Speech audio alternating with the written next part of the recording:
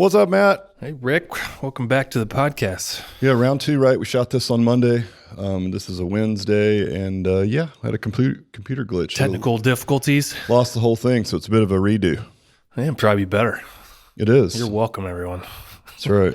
Yeah, and I'm pumped about the topic. I just finished this great book called Who, Not How. And it's something that it's probably one of the few things that I feel like I've done well over time. And so the book was sort of a reinforcement around this idea. So I'll start it out with a story, Matt, if you'd like. I love stories. Story time. Story time. So, and this story's right out of the book. So essentially in the book, he profiles a guy who has a very successful company. You know, he's doing millions of dollars in EBITDA every year, which is the formula you use to get a multiple, right? And he has a buyer courting him. So he says, you know what? I'm not going to use an investment banker on this deal. I'm a smart guy. I got the business to here. I'm the best suited to sell it. So I'm going to do it. So, you know, he had a couple of different buyers lined up, as a matter of fact. So he chose his buyer, which took a minute, right? Because you want to align as well as you can. You want your company to live on. You might keep some stock in it. So you want it to do well, right? So he picks the right buyer, and he goes through this back and forth negotiations, and it takes him 18 months to get there. And at the end of 18 months, they don't do a deal. So the whole thing falls through, right? Well, during that 18 months, it's also a massive distraction. And we've been through that as well. So as I'm hearing this guy talk about it, I'm like, oh yeah, I mean, we had someone on our side that was negotiating it. Wasn't the right deal. We didn't take it. But I can tell you it was a year long. And during that year, it was super distracting because you can't make any real decisions. You know, you can't have any big expenses. You can't grow. Yeah. You can't. I mean, there's not much you can do, right? Because you're kind of waiting. You're kind of static and on hold until this thing either happens or doesn't happen. So he gets through 18 months. It doesn't happen. Gets down the road, rebuilds his business, gets back on track. A couple years down the road, he has some more buyers courting him. This time, he swallows his pride. He hires an investment banker. Now, in the first go around, he was getting an offer for 8 times EBITDA. So, you know, for those of you guys, we won't go into what EBITDA is, but essentially it's 8 times profit in a simplistic way. Well, he hires an investment banker. This guy brings many more buyers to the table, which gives him more choices. This person helps him choose the right buyer, which is very important. And he gets and the deal happens in 6 months instead of 18, and it is successful. And he sells it for a 12 multiple. Now, when you're talking about multiples of millions of dollars, 4 times more, right? Or 4 points more, you know, multiple is a ton of money. Right. I think the commission he paid out to the investment banker was like $500,000, right? So yeah, lesson learned, you would think, right? At the end of the day, it's like, okay, well, I made several million more dollars. It happened in a third of the time that it took me. It was not a distraction at all. And it actually worked, right? So it's a who, not how do I do this, but who can do this for me, right? And so, you know, this guy is from a blue collar family. So there's a little bit of pride around like, I do my own work, you know, that kind of thing.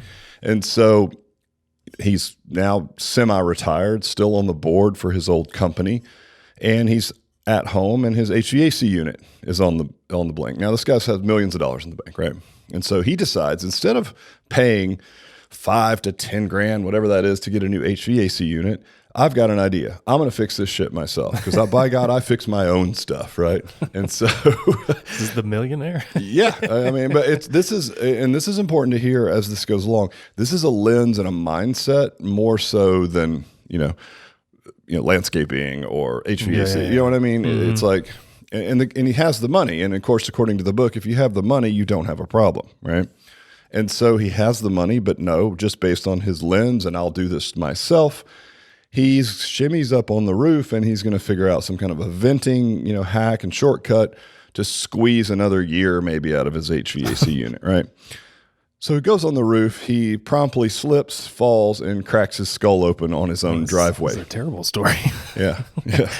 He dies a bloody, terrible death. No, he falls on the driveway. He's in a coma for a couple of weeks. He's in the hospital for many months. It takes him a year to physically recover, to learn how to walk, to learn how to speak, all the things that happen with traumatic brain injury.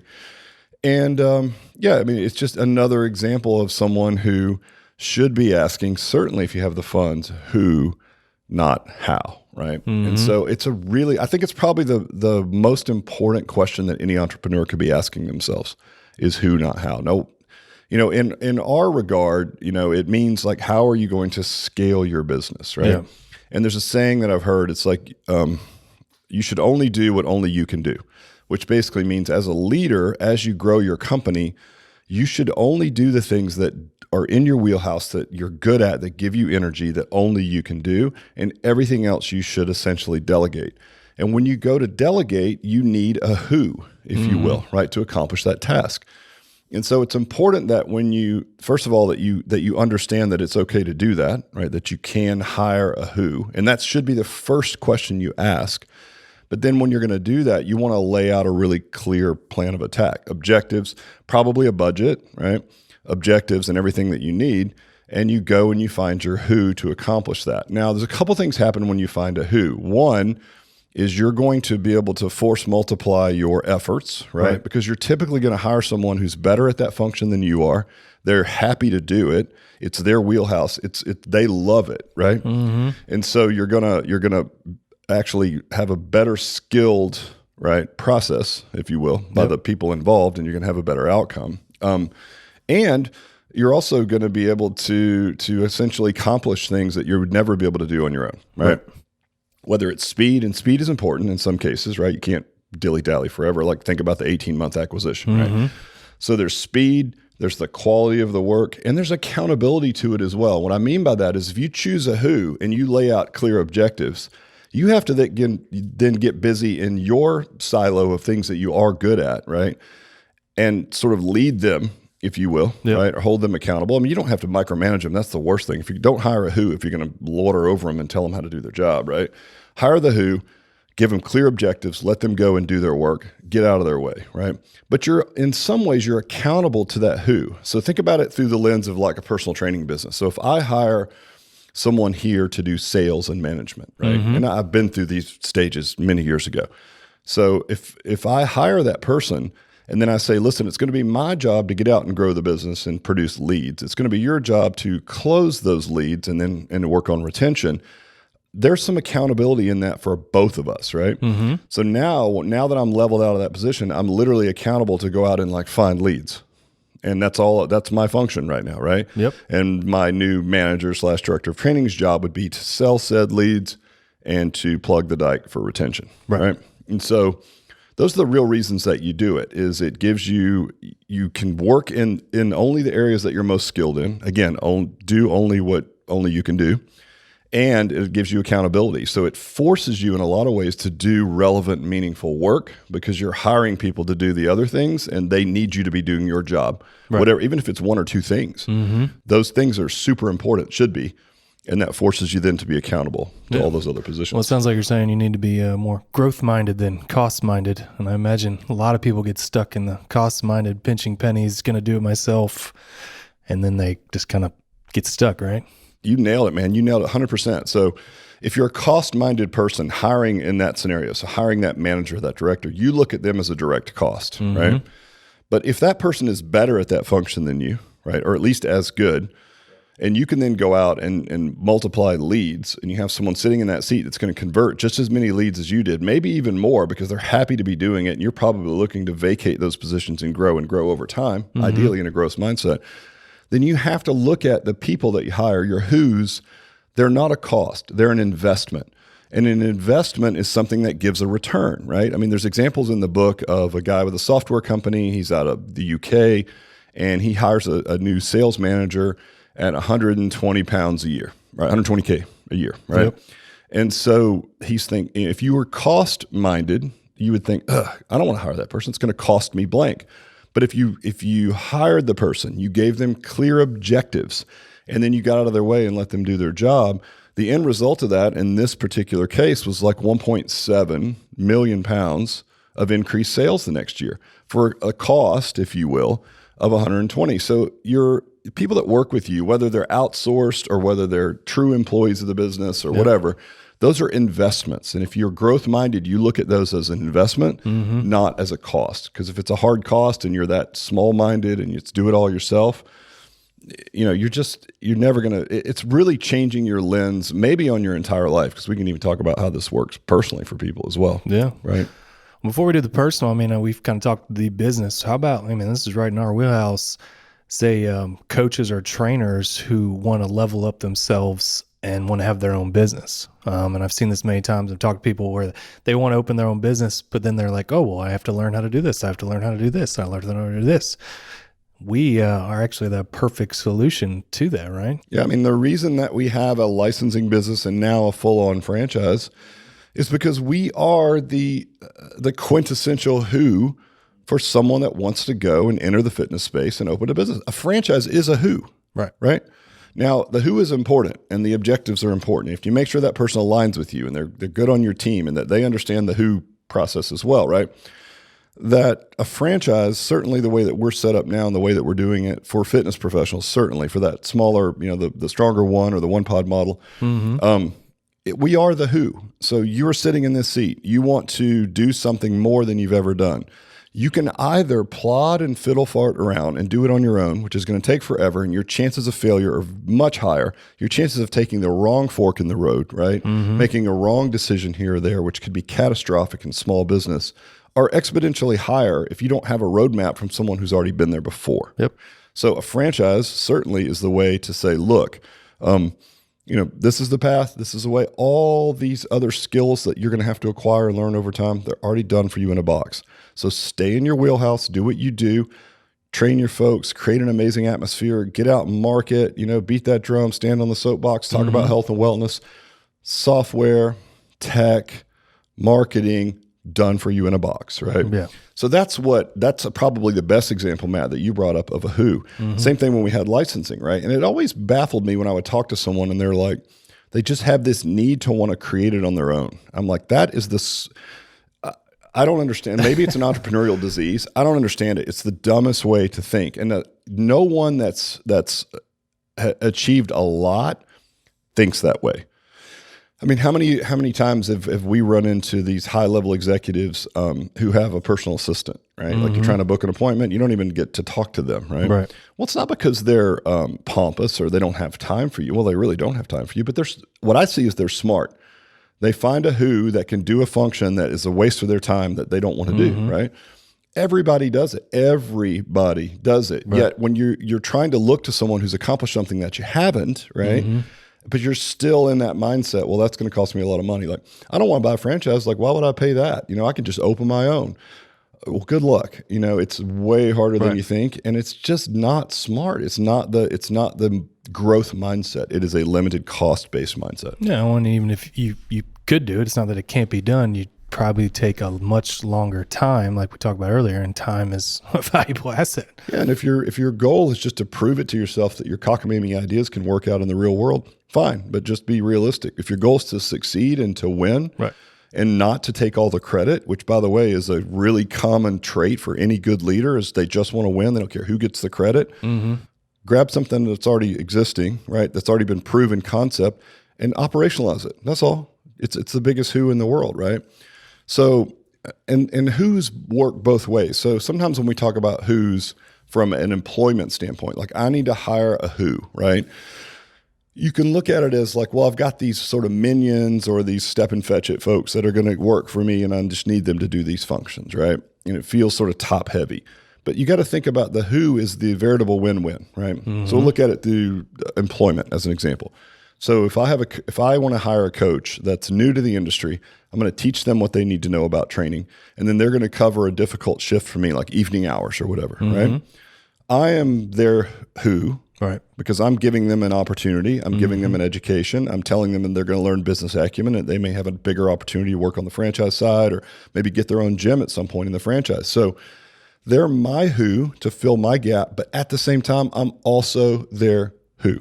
Right? Cindy Lou Who. This is like a bit like a Dr. Seuss book. Yeah, we're probably going to get fined or something, I think. Hootie who. Hootie who. All these who's. But who's in Whoville. But does that make sense though? Because it's really a win-win. It's not like, hey, I need to go find a person to do all this stuff I don't want to do. There's somebody out there who would love to do what you don't want to do, right? There really is. And so it's the same thing in franchising. If we take it up a step further up the ladder, well, I'm the who for someone who needs a vehicle, who believes that health and fitness is a great, noble thing to do, but needs a business structure. They're also my who in the sense that I need people who believe in the vision, who are going to be good partners, who can take Alloy to market, operationalize it, and help people in their community, right?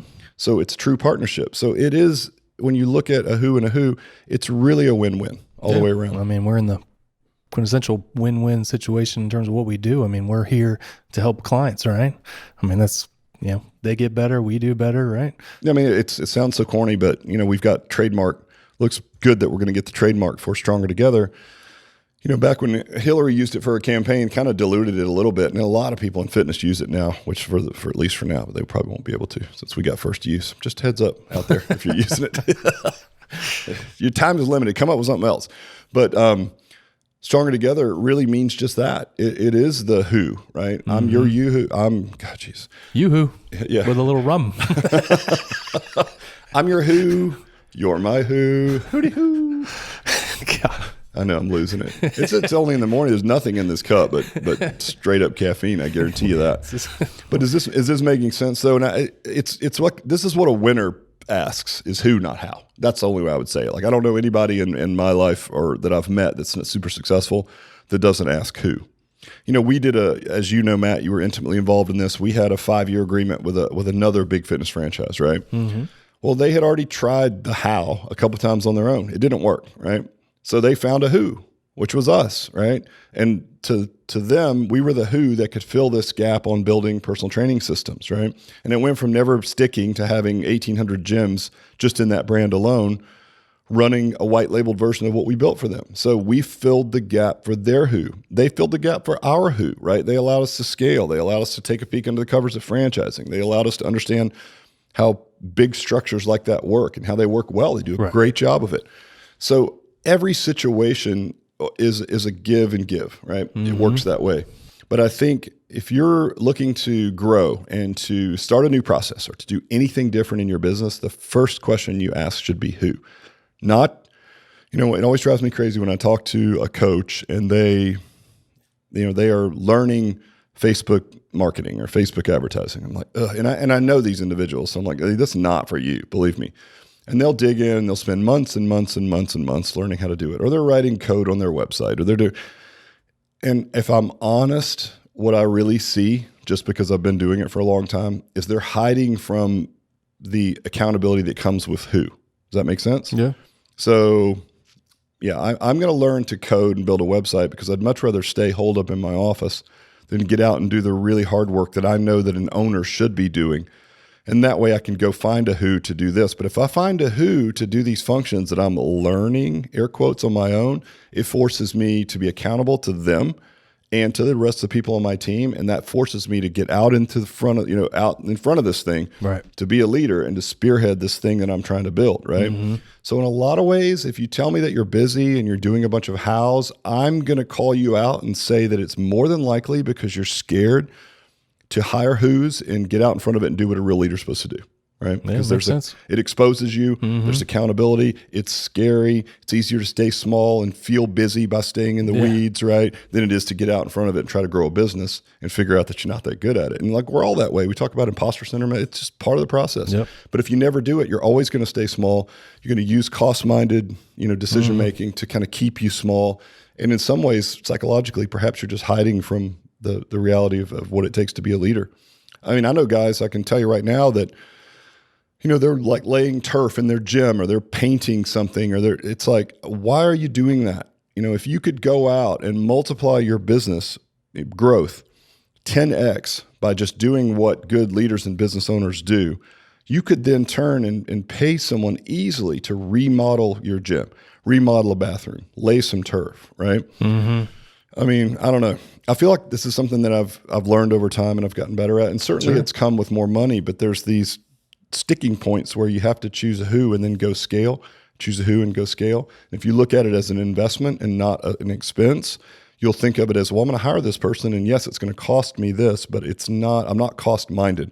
I'm going to invest in this person. I'm going to lay out a clear vision and obstacles and objectives and KPIs, and I'm going to hold them accountable. And then they're by default holding me accountable, right? Because I'm their who. Right. I've got to get out and grow this thing so that they can do their job and grow, right? So anyway, I think it's something that certainly in small business, it gets overlooked. And I think it's, again, the most important question that you could be asking yourself. And this is the same lens if you talk about using it personally, right? we talked earlier the story about the guy falling off of his roof. It's like, if you have the money, you don't have a problem, right? So like we talk about lawn service. Like when I was a kid, I owned a landscape company, when I was in middle school, and then going into high school, I sold it. So it was like my first like sale of a company, right? Geez, you were a little entrepreneur, weren't you? I was peddling Jolly Rancher lollipop sticks. I was buying for 10 cents. I'd buy a case and I'd sell them at school for $0.25. Pocket it, right? I put toothpicks in Jack Daniels, which I'd sneak out of my parents' liquor cabinet, sell those for $0.25. I was rolling, making like $10 a week. And this was like a million years ago, right? That's Black awesome. and white movies and stuff. Yeah, this was a long time ago. So yeah, I mean, that was something I was doing back then, but I mean, that wasn't a who, not how. But anyway, I got tired of cutting grass. If I never cut another blade of grass for the rest of my life, I'm happy. Well, why, with the decision fatigue that you get when you're a leader and you have to make all these decisions, why would you be making decisions about stuff like that, right? I know we talked about you with 3 little girls. You're like, cutting the grass is maybe the only break I get on the weekends. And, Out there for hours. Right, exactly. Just are you still out there? Quarter of an acre. You're just looking. You're just sitting there with your hands on your hips, looking at those perfect lines, drinking a beer. Like that's right. That's right. That's my handiwork. Listen, I've done it too, but as soon as I could hire a who, I did it. So less decision fatigue. I don't care what kind of plants are planted around my house. I don't want to work in my yard. If it's a hobby, like I like to work on my motorcycles. Right. I could certainly find a who to do that, but that's a hobby. That's different, right? It's not like I feel like I have to do it because, by God, I'm going to save $40 this month. It's like I could put 5 minutes of thought into a new strategy at work and make that money. Not just filling tenfold. your time with busy work. Exactly. And again, like, to be honest, maybe hiding from the real obligations of ownership and leadership, right? You telling me I'm hiding from being a father? I may or may not be accusing you of being a terrible father. I don't know. My God. But anyway, listen, we'll leave it at that before it gets too weird. I'll talk to Matt off air about how to be a better dad. But I hope that helps you guys. Listen, don't be cost-minded. Don't be small-minded. Think growth, think leadership, think about anybody on your team, whether it's an outsourced or an employee, as a true investment. Give them clear objectives on what they need to do, hold them accountable, and then that will force you to get out there and do what you're supposed to do to grow your business. Awesome stuff, my man. All right, brother. Thanks. Thank you.